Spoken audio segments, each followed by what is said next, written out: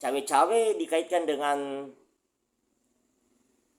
proses politik, apalagi diucapkan oleh pimpinan lembaga tinggi negara sebagai keinginannya untuk bercawe-cawe dalam proses politik, akan mengundang beragam reaksi.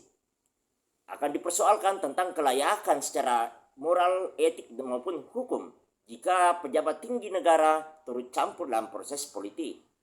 Selamat datang di Just Court, saluran yang membahas soal hukum dan hak asasi manusia, demokratisasi, dan layanan publik. Just Court bukan berita, hanya bincang tentangnya. Assalamualaikum warahmatullahi wabarakatuh. Keselamatan untukmu, semoga rahmat dan keberkahan dari Allah Subhanahu wa Ta'ala senantiasa menyertai kita. Amin. Cawe-cawe jadi istilah yang ramai diperbincangkan oleh khalayak melalui media sosial. Cawe-cawe adalah kosakata yang berasal dari bahasa Jawa.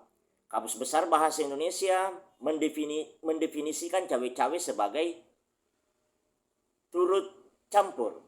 Cawe-cawe dikaitkan dengan proses politik, apalagi diucapkan oleh pimpinan lembaga tinggi negara sebagai keinginannya untuk bercawe-cawe dalam proses politik, akan mengundang beragam reaksi.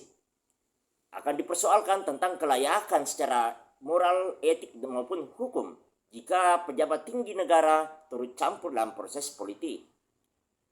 Dalam undang-undang pemilu atau hukum pemilu yang berlaku di negara kita menganut asas luber, langsung, umum, bebas, dan rahasia.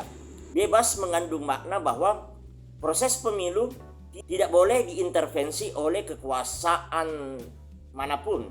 Dia merupakan kehendak bebas masyarakat untuk memilih. Asas ini memberi kesempatan luas bagi masyarakat untuk menentukan pilihan-pilihan politiknya. Opsi politik apa yang diinginkan masyarakat sepenuhnya menjadi kehendak bebas dari masyarakat. Baru-baru ini Presiden Jokowi mengumpulkan berbagai pimpinan media baik cetak maupun online di Istana Negara dan menyatakan diri akan bercawe-cawe. Cawe-cawe apa yang dimaksud oleh Pak Jokowi? Tak ada yang mengetahui selain mereka yang diundang. Tetapi apa yang saya dapatkan di berbagai media, saya menarik kesimpulan bahwa maksud Pak Jokowi bercawe-cawe adalah dalam rangka katanya untuk kepentingan negara dan bangsa, dengan satu harapan bahwa pembangunan ini akan berkelanjutan. Semoga saya tidak keliru dan mohon diluruskan tentang kesimpulan saya makna dari cawe-cawe yang diinginkan oleh Presiden Jokowi. Harus diakui bahwa Presiden Jokowi mendapat begitu banyak pujian dari para politisi tentang keberhasilan pembangunannya. Tak kurang dari Ketua Partai PSI Grace Natali, Pak Prabowo, dan juga Pak Luhut, dan lain-lain politisi. Tapi saya belum pernah mendengarkan pujian dari kalangan akademis tentang keberhasilan Pak Jokowi dalam pembangunan ini. Tapi saya tidak akan membantah pujian-pujian tersebut. Kendati pun mendapat pujian, tetapi saya belum pernah menemukan alasan konstitusional kewajiban presiden baru untuk melanjutkan apa yang telah dicapai oleh presiden lama. Sangat berbeda dengan keberlanjutan pembangunan dalam rejim Orde Lama. Di dalam Orde Lama kita mengenal garis-garis besar haluan negara. Di situ ditetapkan tentang apa yang ditetapkan dalam GBHN, ditetapkan apa yang akan dicapai oleh negara ini, oleh Republik Indonesia 25 tahun berikutnya. Maka lahirlah pelita 1, 2, 3, 4, dan 5. Nah, presiden pada masa Orde Baru, andai kata berganti-ganti pun, bukan hanya Pak Harto, dia wajib untuk mengikuti itu karena ini TAP MPR. Nah, di era reformasi kita tidak menemukan lagi yang namanya GBHN. Setiap presiden yang setiap terjadi pergantian presiden, maka berpotensi untuk terjadi perubahan dalam kebijakan pembangunan. Dalam konteks itu, maka saya tidak menemukan alasan yang secara konstitusional yang membenarkan harapan Jokowi agar presiden selanjutnya melanjutkan hal yang telah dicapai, seberhasil apapun itu.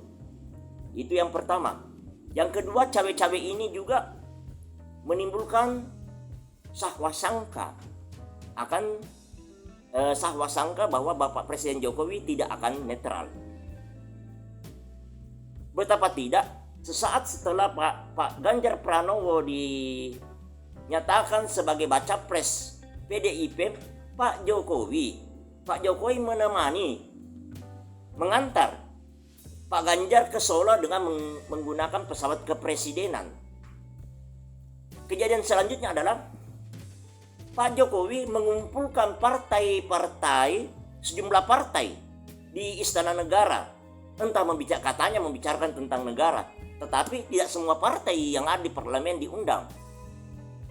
Ada 3 partai yang tidak diundang dalam pertemuan tersebut, yaitu partai-partai yang kini kita ketahui mendukung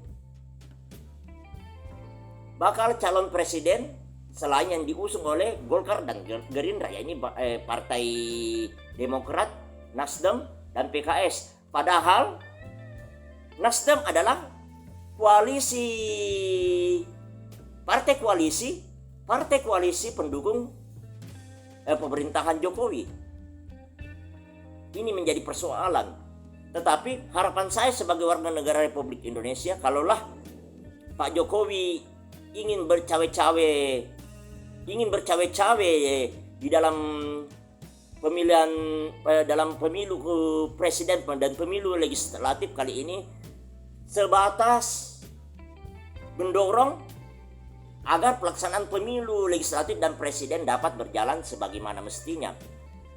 Bukan tanpa alasan harapan itu, sebab di awal-awal melaksanakan tugasnya, KPU dan Bawaslu sudah menuai pro dan kontra dalam kebijakan pemilunya. Ya, alhamdulillah saat ini sudah ada sedikit peningkatan kepercayaan masyarakat terhadap yang dilakukan oleh kedua lembaga pemilu. Presiden Jokowi cukup mengingatkan mereka bahwa bekerjalah sebagaimana mestinya. Cawe-cawe yang itu yang tentu kita harapkan demi terciptanya pemilu yang damai dan berkualitas. Kurang lebihnya mohon dimaafkan. Wabillahi taufiq wal hidayah. Wassalamualaikum warahmatullahi wabarakatuh. Salama kita pada salama. Jaskor bukan berita, hanya bincang tentangnya.